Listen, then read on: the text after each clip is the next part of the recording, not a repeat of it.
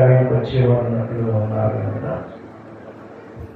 దయచేసి ఈ సమయంలో మరొక వాక్య సందేశం మీద గుంటూరు ప్రాంతంలో సత్యపల్లి అనేటువంటి ఆ ప్రాంతం నుండి వచ్చినటువంటి రెవరెండ్ కిరణ్ గారు మరొక వాక్య సందేశాన్ని సన్నిధికి వచ్చి మనకు బోధించిన ఉన్నారు కనుక శ్రద్ధగా ఏకీవించండి. దయచేసి ఎవరు లేచి బయటకు వెళ్ళడానికి ప్రయత్నం చేయకండి.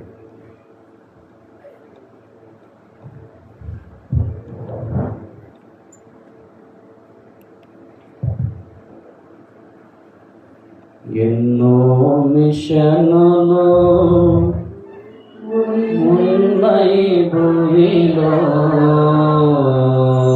ఎన్నో మిషనులు ఉన్నాయి భూమిలో, సన్నిధి నేర్పిన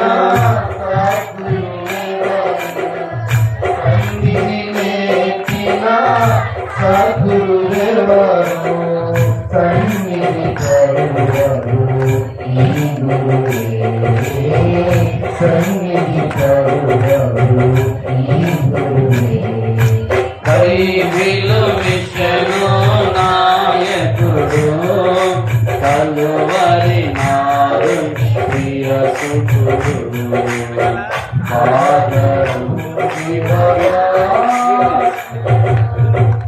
సరే, మంచిదండి. ప్రియేక దేవుని నామానికి మహిమ కలుగును గాక. ఆమేన్. ప్రియులారా, ఈ ప్రత్యేకమైన దినము ఈ ప్రాంతంలోనికి మమ్మల్ని తోడుకొని వచ్చిన ప్రియేక దేవునికి నా యొక్క నిండైన కృతజ్ఞతలు, ఫాదర్ దేవదాసాయి గారికి నిండైన మరణాతలు తెలియజేస్తూ ఈ యొక్క సన్నిధి సాధన సభలను ఏర్పాటు చేసి మనందరిలో మరల సన్నిధిని పునరుజ్జీవింప చేస్తూ ఉన్న మన మిషను అధినేత ప్రెసిడెంట్ అయ్య గారికి నా ప్రత్యేకమైన వందన మరణాత తెలియజేస్తూ వయసులో పెద్దవారైన చక్కని సహన గుణము కలిగి మరి చాకచక్యముగా ఈ సన్నిధి సభలను ఈ ప్రాంతంలో నిర్వహిస్తూ మమ్మలను ప్రేమిస్తూ చక్కగా ఈ యొక్క సభలకు అధ్యక్షులుగా ఉండి నడిపిస్తూ ఉన్న మరి సెక్రటరీ గారికి ప్రశాంత్ కుమార్ అయ్య గారికి నా యొక్క ప్రత్యేకమైన వందన మరణాలు తెలియచేస్తూ మాజీ గవర్నింగ్ బాడీ సభ్యులకు నాతోటి అభిషక్తులందరికీ స్థానిక సంఘ గురువర్యులకు ఏకీభవించిన మీ అందరికీ మరొకసారి మరణాత. సరే, మంచిది. చిన్న వచనాన్ని చదువుకుందాం. కీర్తనాకారుడు రచించిన కీర్తనలు 5వ అధ్యాయము. కీర్తనలు 5వ అధ్యాయము 5వ వచనాన్ని ఒకసారి చదువుకుందాం. దాంభికులు నీ సన్నిధిని నిలువలేరు. చాలండి, చిన్న ప్రార్థన చేసుకున్నాం. మహాపరిశుద్ధుడు అయిన తండ్రి, మమ్ములను మిక్కిలిగా ప్రేమించిన దేవా, మా రక్షక, మీకు అనేక స్తోత్రములు చెల్లిస్తూ ఉన్నాము. ఇప్పటి వరకు దేవాని కుమారులను నిలువబెట్టుకొని అవసరమైన అనేక సంగతులు మాకు అర్థమయ్యే రీతిగా విపులముగా వివరముగా బోధించిన తండ్రి, మీకు స్తోత్రములు చెల్లిస్తూ ఉన్నాము.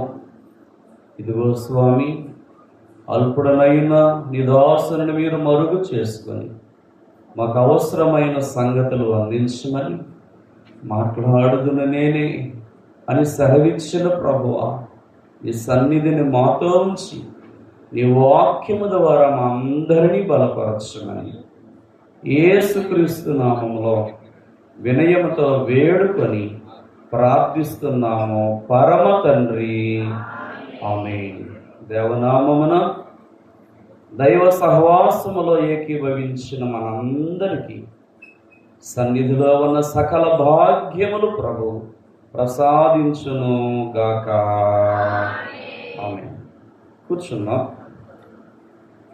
ప్రభునందు ప్రియమైన దేవుని పిల్లలారా, దేవుని యొక్క వాక్యాన్ని కొద్ది నిమిషాలు మనందరం కూడా ధ్యానం చేసుకుందాం.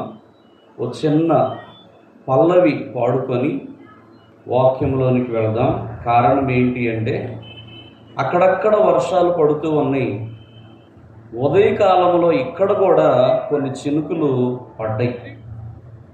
కానీ దేవుని యొక్క మహాకృప ద్వారా దేవుడు సృష్టిని క్రమపరిచినందుకు సృష్టికర్తకు స్తోత్రము అనే పల్లవి పడుకొని వాక్యాన్ని ధ్యానం చేసుకుందాం. స్తోత్రము చేయుము సృష్టికర్తకు, ఓ దేవా కరుడా, స్తోత్రము చేయుము సృష్టికర్తకు,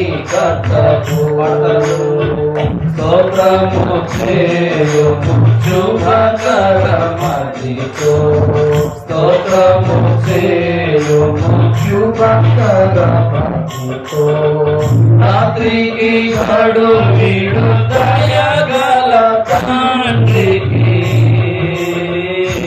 స్తోత్రము చేయుము సృష్టికర్తకు, ఓ దేవా నరుడా, స్తోత్రము చేయుము సృష్టికర్తకు. దేవునికి స్తోత్రం. మీ అందరికీ మరోసారి మరణాత.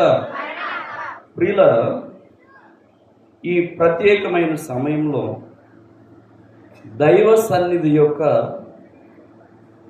పరిచయ కార్యక్రమాన్ని చూశాను. తదుపరి ఆయన సన్నిధిలో నడిచిన వారి గురించి, ఆయన సన్నిధిలో నిలిచిన వారి గురించి అనేక సంగతులు మనము ఇప్పటి వరకు ధ్యానం చేసుకున్నాం. దేవుని పిల్లలారా, ఈ సమయంలో మరికొన్ని విషయాలు దైవ సన్నిధిని గురించి మనందరం కూడా ధ్యానం చేసుకుందాం. చెప్పండి, దేని గురించి? దైవ సన్నిధి గురించి. దేవుని పిల్లలారా, బైబిల్ మిషన్ వారమైన మనకు దైవ సన్నిధి ఆయువు పట్టు అయి ఉన్నది అని అన్నారా? ఇక్కడ చెప్పండి, దైవ సన్నిధి ఆయువు పట్టు అయి ఉన్నది అన్నారు. దేవుని పిల్లలారా, దైవ సన్నిధి ప్రతి ఒక్క మానవుని అది ప్రభావితము చేస్తూ ఉంది. దైవ సన్నిధి అనేకులను రూపాంతరపరుస్తుంది. దైవ సన్నిధి అనేకులకు దేవుని రూపము అద్దేటట్లుగా చేస్తుంది. దైవ సన్నిధి అనే సంగతి మనందరం కూడా గ్రహిస్తూ ఉన్నాం. ఈరోజు మనము చదువుకున్న వాక్యాన్ని ఒకసారి పరిశీలన చేస్తే, డాంభికులు ఆయన సన్నిధిలో నిలబడలేరు. చెప్పండి, ఎవరట? డాంభికులు ఆయన సన్నిధిలో నిలబడలేరు. ఈ అధ్యాయాన్ని రాస్తున్న వారు కీర్తనాకారుడు దావీదు గారు ఈ చక్కని వచనాన్ని మనకు పరిచయం చేస్తూ ఉన్నారు. దేవుని పిల్లలారా, ఈ యొక్క కీర్తనలో ఉన్న అనేక సంగతులు మన హృదయాన్ని తాకుతున్నట్లుగాను, దేవుని పిల్లలారా, ఆయా సందర్భాలలో ఈ కీర్తనలు మనలను బలపరచడానికి అనేక విధాలుగా ఉపయోగపడుట మనందరం కూడా జ్ఞాపకం చేసుకుంటున్నాం. అందుకని కీర్తనాకారుడి గురించి నేను మీకు చిన్న విషయాన్ని జ్ఞాపకం చేస్తాను. ఎంత మంచి గాయకుడు ఈ దావీదు మహాభక్తుడు అంటే, వారు పాట పాడుతూ ఉండగా ఆయన స్వరానికంట ఆకాశములో ఎగురుకుంటూ వెళ్ళే పక్షి కూడా ఆగిపోతుందట. నీటిలో ఈదుకుంటూ వెళ్ళే చేప కూడా తన ఈతను ఆపివేస్తుందట.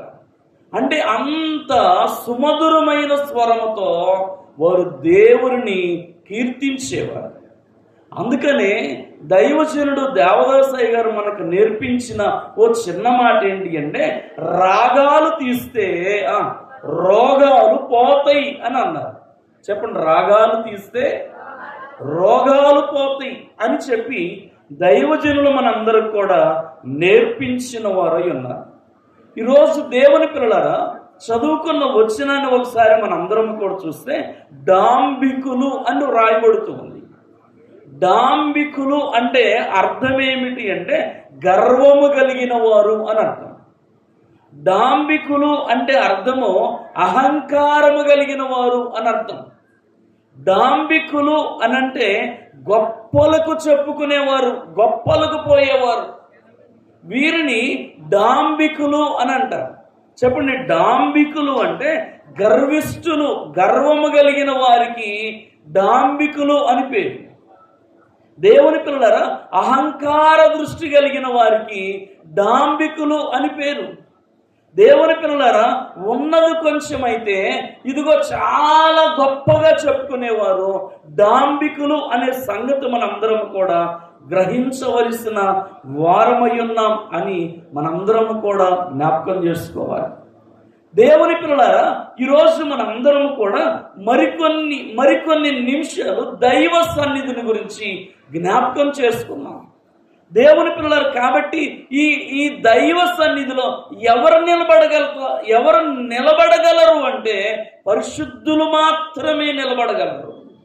సత్ప్రవర్తన కలిగిన వారు మాత్రమే నిలబడగలరు. ఆయనను చూడగలిగిన వారు మాత్రమే నిలబడగలరు. దేవుని పిల్లలారా, నామకార్థ విశ్వాసులు కానీ, దేవుని పిల్లలారా, ఇలాంటి డాంబికమైన మనుషులు కానీ, ఇదిగో గర్వముతో కూడుకున్న హృదయము కలిగిన వారు కానీ చెప్పండి దైవ సన్నిధిలో నిలబడలేరు. అందుకని వాక్యము జ్ఞాపకం చేస్తా ఉంది, ఒక మనిషి నాశనానికి ముందు నడిచేది గర్వము అని జ్ఞాపకం చేస్తుంది. చెప్పండి, ఒక మనిషి నాశనానికి ముందు నడిచేది గర్వం. అలాంటి వారు దేవునితో సహవాసము చేయలేరు, దైవ సన్నిధిలో కుదురుగా కూర్చోలేరు. దేవుని పిల్లలారా, వాక్యాన్ని వింటున్న మనందరం కూడా జ్ఞాపకం చేసుకుంటే ఓ కొండను నిలబెట్టడానికి కుదురు ఎలా అవసరమో, ఓ విశ్వాసి నిలబడడానికి దైవ సన్నిధి అనే కుదురు కూడా చాలా అవసరం. చెప్పండి, ఏ కుదురు అవసరం? దైవ సన్నిధి అనే కుదురు చెప్పండి మనకు చాలా అవసరం. దేవుని యొక్క వాక్యాన్ని వింటున్న వాళ్ళరా, ఈరోజు సన్నిధిని గురించి మరి కొన్ని విషయాలు మనందరం కూడా ధ్యానం చేసుకుందాం. ఇక్కడ 7 రకాల సన్నిధులను గురించి నేను మీకు పరిచయం చేస్తాను. చెప్పండి, ఎన్ని రకాలు? 7 రకాల సన్నిధులను గురించి నేను మీకు పరిచయం చేస్తాను. వాటిలో ప్రధానమైనది సాధన సన్నిధి. చెప్పండి అమ్మా, సాధన సన్నిధి. దేవుని పిల్లలారా, రెండవది శోధన సన్నిధి. చెప్పండి, 1 సాధన సన్నిధి, రెండవది శోధన సన్నిధి, మూడవది రోధన సన్నిధి, 4వది వేదన సన్నిధి, 5వది దీనుల సన్నిధి, 6వది దిగజారిన సన్నిధి, 7వది దీవెనల సన్నిధి. చెప్పండి, ఎన్ని మొత్తం? 7 రకాల సన్నిధులను గురించి మనం ఇప్పుడు జ్ఞాపకం చేసుకుంటున్నాం. నాకివ్వబడిన సమయాన్ని బట్టి నేను వాక్యాన్ని ముగించే ప్రయత్నము చేస్తాను. దేవుని పిల్లలు, ఇక్కడ వాక్యాన్ని మనం అందరం కూడా జ్ఞాపకం చేసుకుంటే దైవ సన్నిధి అంటే ఇప్పటి వరకు మనం విన్నాం. దైవ సన్నిధి అంటే దేవుడే, దైవ సన్నిధి అంటే ఆయన సముఖము, దైవ సన్నిధి అంటే ఆయన ఉనికి, దైవ సన్నిధి అంటే ఆయనతో సహవాసము చేయుట అనే సంగతులు మనందరము కూడా జ్ఞాపకం చేసుకుంటున్నాం. దేవుని పిల్లలారా, వాక్యాన్ని వింటున్న మనందరము కూడా జ్ఞాపకం చేసుకునే మొట్టమొదటిగా ఈరోజు మనము ధ్యానం చేసుకుంటున్న మాట సాధన సన్నిధి. అనండి, సాధన సన్నిధి. దేవుని పిల్లలారా, అంటే వాక్యాన్ని వింటున్న మనందరం కూడా దైవ సన్నిధిలో ఏకీభవిస్తున్న మనము సన్నిధిని సాధన చేయవలసిన వారమై ఉన్నాం. చెప్పండి, సన్నిధిని సాధన అంటే చాలా మంది అంటారు, నేను సన్నిధి చేద్దామనుకుంటున్నాను కానీ కుదరట్లేదు అంటారు.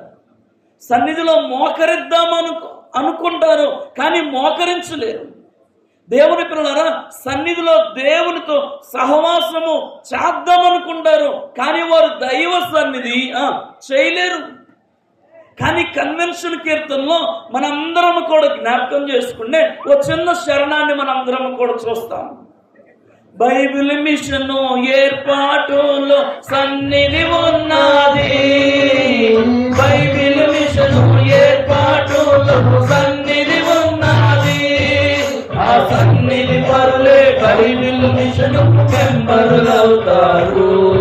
ఆ సన్నిధి పరులే బైబిల్ మిషను మెంబరులవుతారు. చేయాలి చేయాలి సన్నిధి చేయాలి, సన్నిధి చేసే సమస్తమైన మేలు కలుగును. దైవ సన్నిధి చేసే సమస్తమైన కీడు తొలగును. దేవునికి స్తోత్రం. దేవుని పిల్లలారా, వాక్యాన్ని వింటున్న మనందరం కూడా పరిశీలన చేస్తే ఇక్కడ బైబిల్ మిషన్ ఏర్పాటులో చెప్పండి ఏముందట? సన్నిధి ఉంది. ఈ సన్నిధి పరులే బైబిల్ మిషన్కు మెంబర్లు అవుతారు. దేవుని పిల్లలారా, ఈ సన్నిధి చేయగలిగిన వారే సంఘములో ప్రాముఖ్యమైన స్థానంలో ఉండగలరు. లక్షలాది మంది ప్రజలున్నా వారిలో దేవుని పిల్లల 70 మందిని మాత్రమే ప్రభువు ఏర్పాటు చేసుకున్నారు. ఇదిగో మోషే గారేమో శిఖర భాగములో ఉంటే 70 మంది మాత్రమో చెప్పండి మధ్య భాగములో ఉన్నారు. ఇదిగో లక్షలాది మంది మాత్రమో క్రింద భాగములోనే ఉండిపోయారు.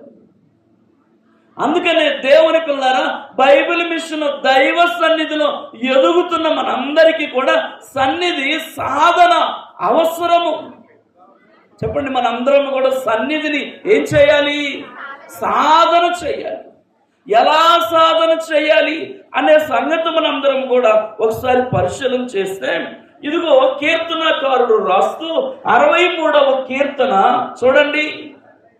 63వ కీర్తన మొదటి వచనాన్ని ఒకసారి చదువుకున్నాం.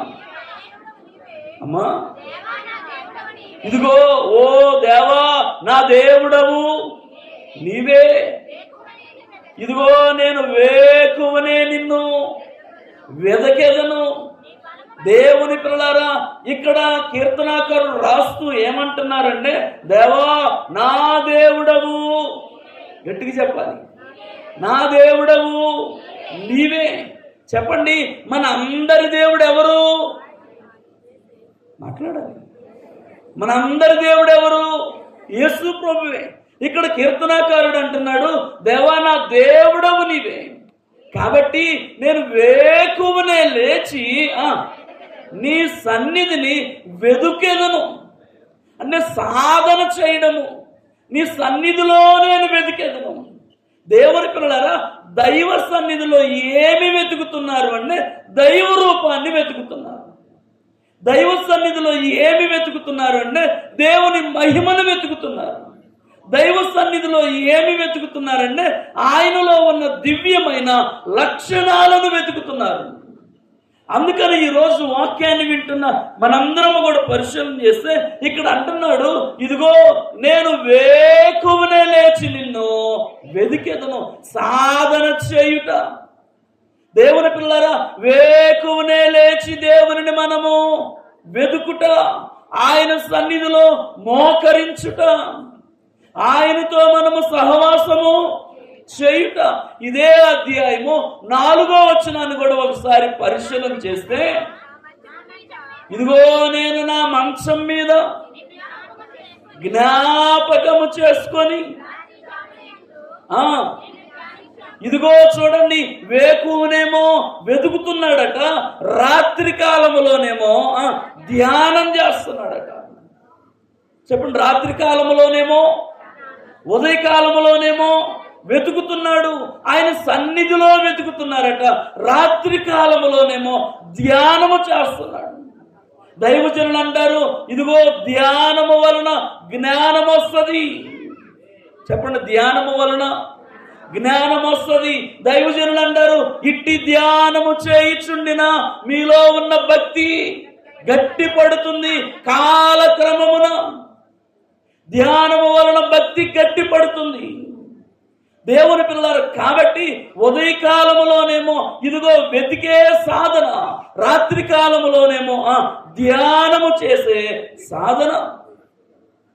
దేవుని యొక్క వాక్యాన్ని వింటున్న మనందరము కూడా జ్ఞాపకం చేసుకునే ఓసారి మరొక చిన్న వచనాన్ని కూడా వాక్యములో మనందరము కూడా చూద్దాం. 5వ కీర్తన 3వ వచనాన్ని ఒకసారి చూద్దాం.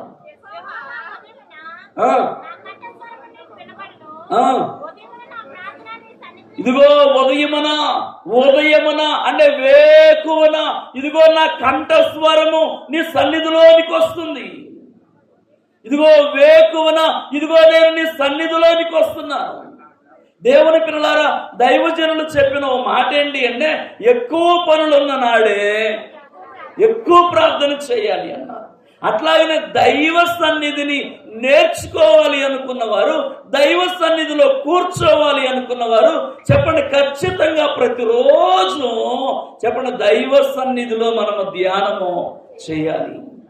దైవ సన్నిధిని మనము వెతికే ప్రయత్నము చేయవలసిన వారమై ఉన్నాం అనే సంగతి మనందరము కూడా జ్ఞాపకం చేసుకుంటున్నాం. దేవుని పిల్లలారా, ఇక్కడ నేను మీకు ఓ చిన్న విషయాన్ని జ్ఞాపకం చేస్తాను. దైవ సన్నిధిని సాధన చేసిన వారు ఎవరైనా ఉన్నారా అని మనందరము కూడా వాక్యములో పరిశీలన చేస్తే కొంతమంది భక్తులను నేను మీకు పరిచయం చేసి ముందుకెళ్తాను. దైవ సన్నిధిని సాధన చేసిన వారు దేవుని పిల్లలారా, వాక్యములో చూస్తే నిర్గమాకాండము 34వ అధ్యాయము, దీన్ని చదువుకునే ముందు ఓ చిన్న మరి మీకు మాట జ్ఞాపకం చేస్తాను. సాధన ఎలా చేయొచ్చు,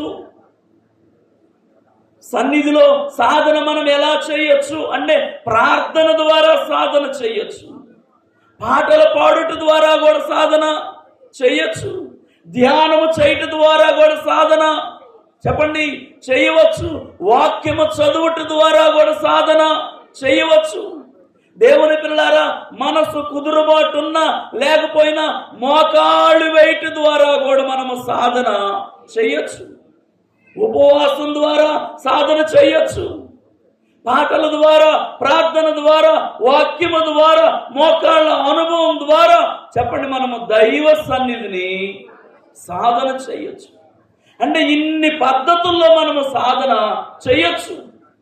దేవుని పిల్లలారా, ఆ పద్ధతుల్లో ఒక పద్ధతి ఏమిటి అంటే ఇప్పుడు చదువుకునే వచనము నిర్గమాకాండము 34వ అధ్యాయము 28వ వచనములో మోషే అనే భక్తుడు ఇక్కడ సాధన చేయటం మనం అందరం కూడా చూస్తున్నాం.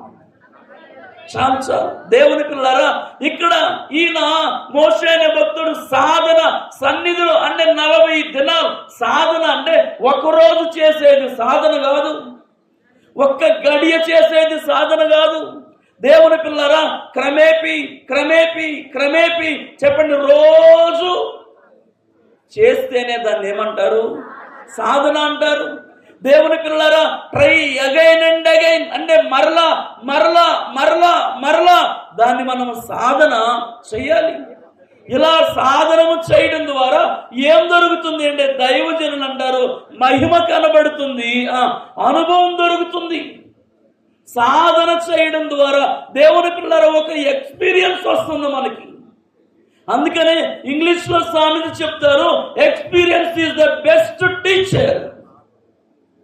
దేవుని పిల్లలారా, ఓ ప్రతి పనికి ఎలాగున ఎక్స్పీరియన్స్ అనేది ఉంటుందో ఇదిగో దైవ సన్నిధిలో కూడా చెప్పండి మనకి ఏముండాలి? ఎక్స్పీరియన్స్ ఉండాలి. అంటే సాధన చేసిన అనుభవం ఉండాలి, సాధన చేసే అలవాటు ఉండాలి అనే సంగతి నేను మీ అందరికి కూడా జ్ఞాపకం చేస్తూ ఉన్నాను. దేవుని పిల్లలు, ఒకటి మోషే గారు సాధన చేశారు. తర్వాత మనందరం కూడా చూస్తే భక్తుడైన దావీదు గారు కూడా సాధన చేస్తున్నారు. చెప్పండి, భక్తుడైన దావీదు గారు కూడా సాధన చేస్తున్నారు.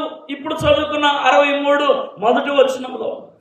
తదుపరి ప్రవక్త అయిన ఏలియా గారు కూడా సన్నిధిని సాధన చేస్తూ ఉన్నారు. మొదటి రాజుల గ్రంథము 19వ అధ్యాయము 8వ వచనములో మనందరము కూడా జ్ఞాపకం చేసుకుంటే, ఇదిగో ప్రవక్త అయిన ఏలియా గారు కూడా సాధన చేయిస్తున్నారు. మరొకటిగా మనందరము కూడా జ్ఞాపకం చేసుకుంటే, ఇదిగో దేవుని పిల్లారా, సింహాలు నోళ్లు మూయగలిగినంత నిజభక్తి ఉన్న దానియేలు గారు కూడా దైవ సన్నిధిని సాధన చేస్తున్నారు.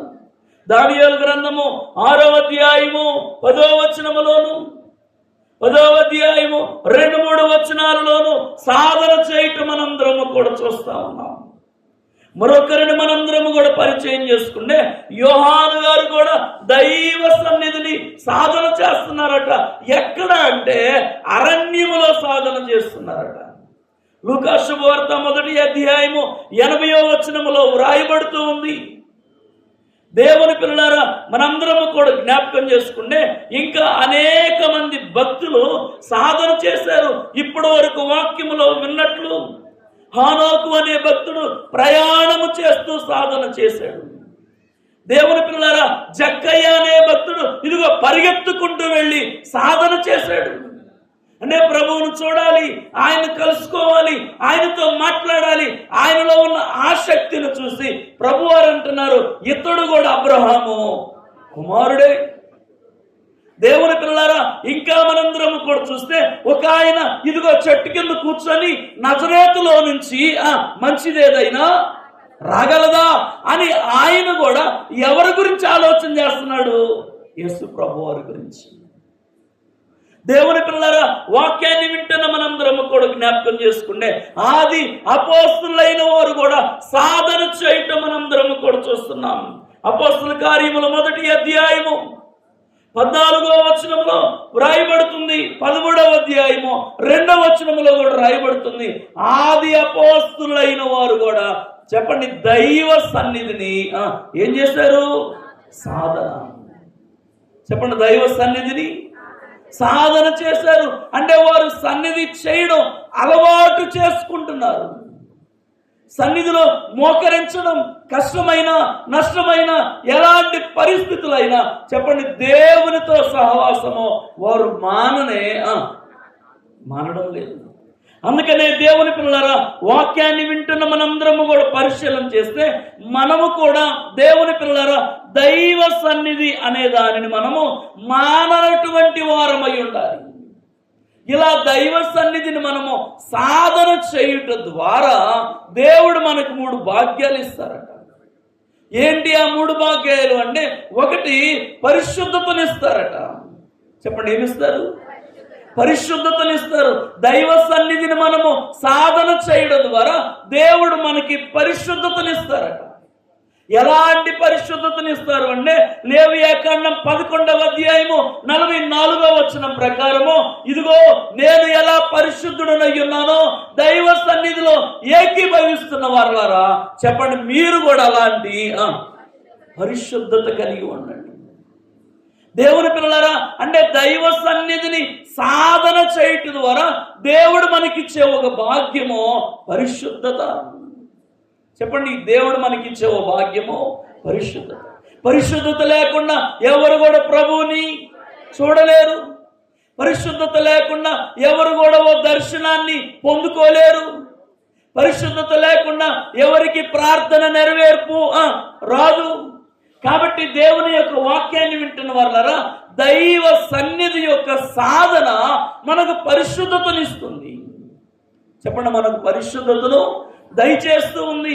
కాబట్టి వాక్యాన్ని వింటున్న మనందరము కూడా జ్ఞాపకం చేసుకుంటే, పేతురు గారు రాస్తున్న మొదటి పత్రిక 1వ అధ్యాయము 15-16 వచనాల ప్రకారము, ఇదిగో ఆయన పరిశుద్ధుడై ఉన్నాడు. కాబట్టి దేవుని సంఘమై ఉన్న మనము కూడా పరిశుద్ధమైన స్థితిలోనికి రావాలి. దేవుని పిల్లలారా, ఈరోజు మనందరము కూడా దైవ సన్నిధి చేస్తున్నాము. దైవ సన్నిధిలో ఉంటున్నాము, దైవ సన్నిధి గురించి వింటున్నాము, నేర్చుకుంటున్నాము అంటే దీనికి మూలము ఫాదర్ ఎం దేవదాసయ్య గారు.